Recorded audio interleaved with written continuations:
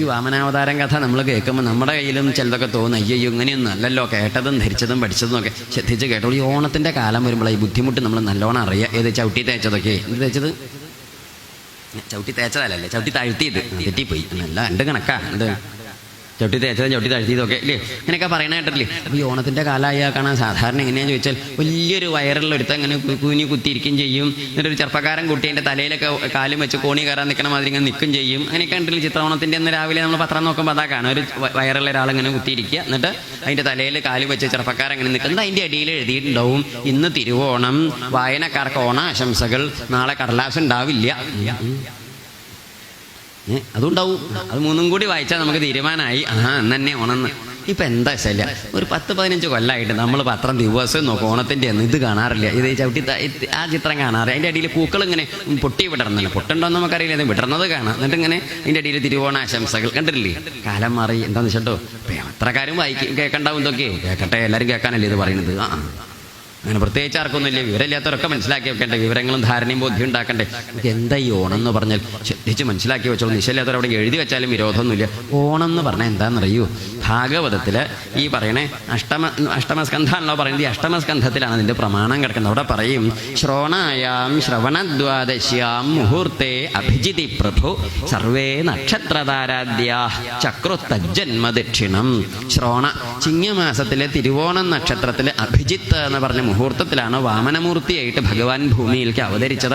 ഈ ഭഗവാന്റെ അവതാരം ഉണ്ടായ ആ ദിവസമാണ് ഇത് തിരുവോണം. ശ്രോണ എന്നതിന് പറയുക. ശ്രോണയാണ് ഈ ഓണായത്. ശ്രോണ എന്നുള്ളത് അത് സംസ്കൃതത്തിൽ ശ്രോണ എന്നാ പറയുക. മലയാളത്തിലാകുമ്പോൾ ഓണാവേ. അപ്പം നമ്മൾ ശ്രാദ്ധം എന്ന് പറയാറുണ്ടോ? ഇല്ല, നമുക്ക് ചാത്തല്ലേ ഉള്ളൂ. പിണ്ടം ഇല്ല, പിണ്ണം. ശൃംഖല ഇല്ല, ചങ്ങലേ ഉള്ളൂ. സംഘാടം ഇല്ല, ചങ്ങാടേ ഉള്ളൂ. എല്ലാം നമുക്ക് അങ്ങനെയാണ്. വാക്കുകളൊക്കെ നമ്മൾ ദുഷ്പിച്ചിട്ടാ മലയാളത്തേക്ക് എടുക്കുക. അപ്പം അതിൽ ഈ ശ്രോണയാണ് എന്തായത്? ഓണം ആയത്. അപ്പം ഈ സാധാരണഗതിയിൽ ഭഗവാൻ ശ്രോണ എന്ന് പറയും, ശ്രീ ചേർത്ത് പറയേ.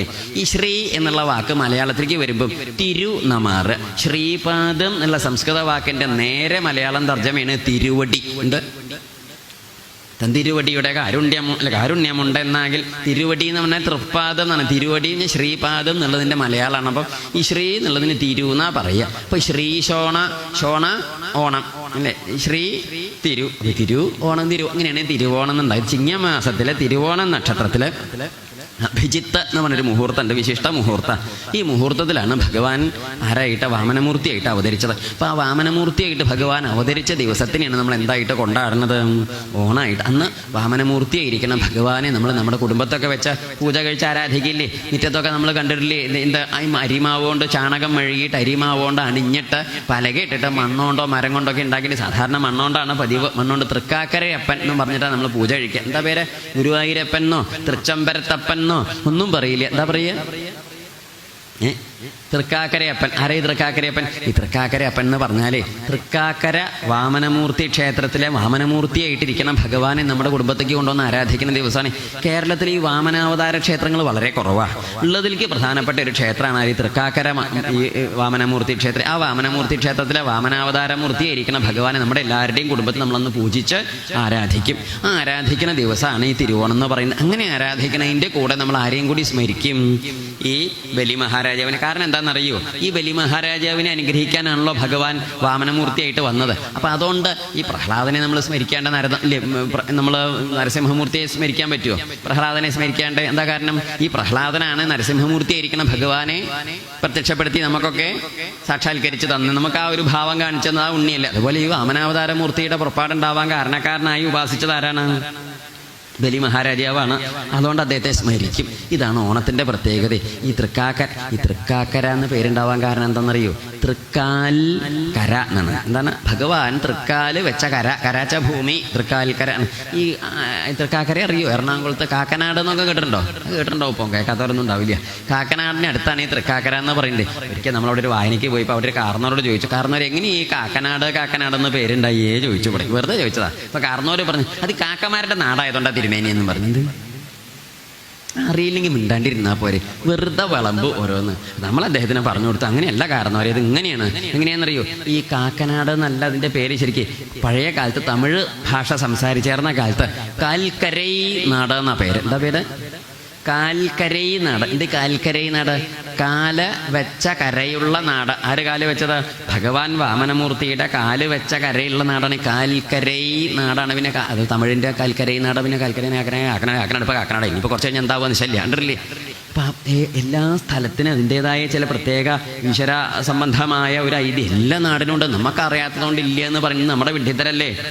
അമേരിക്കയിലേക്ക് ഞാൻ പോയിട്ടില്ല, അമേരിക്ക ഇല്ല, അതുകൊണ്ട് എന്ത് നല്ല വിവരമല്ലേ നമുക്ക്, അത് മനസ്സിലാക്കിയാൽ മതി. എന്ത് ഇങ്ങനത്തെ വിവരം നമ്മളെവിടെയും പറയരുത്. നമ്മൾ അറിഞ്ഞില്ല, കണ്ടില്ല, കേട്ടില്ല, അത് ലോകത്തില്ല എന്ന് പറഞ്ഞ് നമ്മുടെ വിവരക്കേട് വിളിച്ച് പറയാൻ നല്ല അർത്ഥമുള്ളൂ. അറിഞ്ഞവരും കണ്ടവരും പോയവരും മനസ്സിലാക്കിയവരൊക്കെ ധാരാളം ഉള്ള ഇടയിൽ ഇരുന്നിട്ടാണ് നമ്മൾ ഈ പൊട്ടത്തരം പറയുന്നത്. ഒന്നും പറയരുത്, അങ്ങനത്തെ വിട്ടിത്തൊന്നും പറയും. എനിക്കറിയില്ല അത്രേ പറയാവൂ.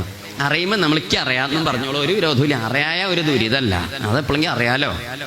ശരിയല്ലേ? ഇത് വിഡ്ഢിത്തരം ദുരിതാണേ. അപ്പം ഇങ്ങനെ ഇതാണ് കാൽക്കരൈ നാട്, കാക്കനാട്. അപ്പോൾ പറഞ്ഞതിൻ്റെ അർത്ഥം ഈ വാമനാവതാരം ഉണ്ടായ ദിവസമായതുകൊണ്ട് വാമനം ശ്രീകൃഷ്ണ ജയന്തിയൊക്കെ കൊണ്ടാടില്ലേ, നമ്മൾ നല്ല ഗംഭീരമായിട്ട് കൊണ്ടാടണില്ലേ, അതുപോലെ കൊണ്ടാടുന്ന ദിവസമാണ് ആര്? ഈ ഓണം എന്ന് അത് 5-10 ദിവസം മുമ്പേ തുടങ്ങും ഭഗവാനെ. അത് പ്രാധാന്യം കൊണ്ടേ അതാണ് ഈ ഭഗവാനെ പൂജ കഴിക്കണതിൻ്റെ പ്രത്യേകത. ഇതൊന്നും മനസ്സിലാക്കാതെയാണ് നമ്മുടെ നാട്ടിൽ ഈ വിഡ്ഢിത്തരങ്ങൾ പറഞ്ഞു വിളമ്പണത്. പൊതുവെ ആൾക്കാരുടെ വിചാരം എന്താണെന്നറിയൂ? ഓണം എന്ന് പറഞ്ഞാൽ മറ്റേ ആൾക്ക് പാസ് കൊടുത്ത ദിവസമാണ്. ഏതർക്ക്? ബലി മഹാരാജാവിന് പാസ് കൊടുത്ത ഒരു ദിവസം വന്നോളൂ എന്നൊക്കെ പറഞ്ഞ് അതൊക്കെ നമ്മുടെ നാട്ടിലൊരു ഐതിഹ്യം പറഞ്ഞ് പുറപ്പെട്ടോ എന്നല്ലാതെ അത് കാരണം നമ്മുടെ നാട്ടിലുണ്ടായി ദുരിതങ്ങൾ കുറച്ചൊന്നല്ലേ. ഈ ഭജനം മൂത്ത് ഊരാളനാവുക എന്ന് കേട്ടിട്ടുണ്ടോ? ഇല്ലല്ലേ? ഈ നോക്കൂ, ബലി മഹാരാജാവിനോടുള്ള ബഹുമാനം മുഴുത്ത് ഭഗവാനോടുള്ള നിന്ദയായിട്ട് തീരുക എന്നുള്ളൊരു സമ്പ്രദായം നല്ലതല്ല. അത് ഇപ്പം നമ്മൾ ഇത്രയൊക്കെ വായിച്ച അർത്ഥമാണ്, പ്രധാനപ്പെട്ട എല്ലാ ശ്ലോകങ്ങളും ചൊല്ലിയിട്ട് അർത്ഥം പറഞ്ഞിട്ടുണ്ട്. ഈ പറഞ്ഞ കൂട്ടത്തിൽ എവിടെയെങ്കിലും ഭഗവാൻ വാമനമൂർത്തി രാജാവിൻ്റെ തലയിൽ കാല് വെച്ചു എന്ന് ആരെങ്കിലും കേട്ടുവോ? ചവിട്ടിന്നോ താഴ്ത്തിന്നോ കേട്ടുവോ? നമ്മൾ കുട്ടിക്കാലം മുതലേ കേട്ട് ധരിച്ച വിഡ്ഢിത്തല്ലേ ഈ ചവിട്ടി താഴ്ത്തി പാതാളത്തിലേക്ക് എന്ന്. വാസ്തവം ഈ മഹാരാജാവിനെ ഞാൻ എന്തൊക്കെ പറഞ്ഞു ഇളക്കി നോക്കി. അങ്ങ് അസത്യവാദിയാണെന്ന് പറഞ്ഞു, രാജാവ് ഇളകിയില്ല. അങ്ങ് എനിക്ക് തരാമെന്ന് പറഞ്ഞു, വാക്ക് തെറ്റിച്ചു എന്ന് പറഞ്ഞു, എന്നിട്ടും ഇളകിയില്ല. എന്തെല്ലാം പറഞ്ഞു നോക്കി, എന്നിട്ടൊന്നും രാജാവ് സത്യവാക്യം തെറ്റിച്ചില്ല.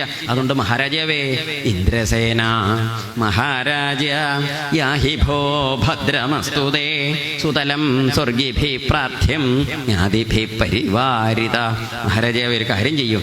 ഇന്ദ്രസേന മഹാരാജാവേ, അങ്ങയുടെ പരിവാരത്തോട് കൂടിയിട്ട് എവിടേക്ക് പോയിക്കോളൂ? സുതലം എന്ന് പറഞ്ഞ പുണ്യഭൂമിയിലേക്ക് പോയിക്കോളൂ. അവിടെ എന്താണെന്ന് ചോദിച്ചാൽ ദേവലോകവാസികൾ, സ്വർഗലോകവാസികളായ ദേവന്മാർ പോലും ചെന്നിരിക്കാൻ ആഗ്രഹിക്കുന്ന പുണ്യസ്ഥാനാണ് ഏത്? ഈ സുതലം. എന്നെന്താർത്ഥം നോക്കൂ, സ്വർഗലോകവാസികൾ പോലും ചെന്ന് താമസിക്കാൻ ആഗ്രഹിക്കുന്ന സ്ഥലമാണ് സുതലം എന്ന് പറഞ്ഞാൽ. ഈ സുതലം സ്വർഗത്തേക്കാൾ കേമാവുകയോ മോശമാവുകയോ? കേമാവൂലോ. അപ്പം അവിടേക്ക് പോയിക്കോളൂ എന്ന്. ഒറ്റയ്ക്കല്ല, പരിവാരിത, അങ്ങയുടെ ബന്ധുജനങ്ങളോട് കൂടിയിട്ട് സപരിവാരം അങ്ങ് പോയിക്കോളൂ. അങ്ങ് പോയാൽ അങ്ങ് പേടിക്കൊന്നും വേണ്ട. അവിടെ എന്താ ഉണ്ടാവുക എന്നറിയൂ? രക്ഷിഷ്യേ. എന്ത്?